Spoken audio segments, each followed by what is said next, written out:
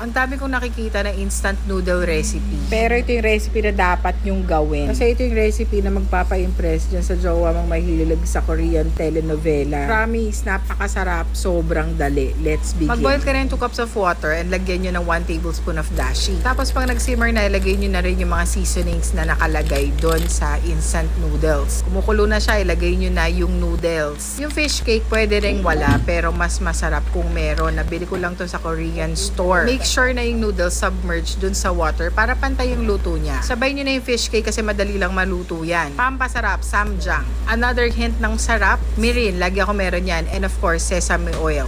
2 tablespoon of honey. Siya magbibigay ng hint of sweetness saka ng kakaibang linamnam. Then of course, top with sliced cheese. Pwede nyong damihan yan. Simmer nyo lang ng konti para ma-reduce yung water and serve. Napakasarap, sobrang dali. Swak na swak sa late night food.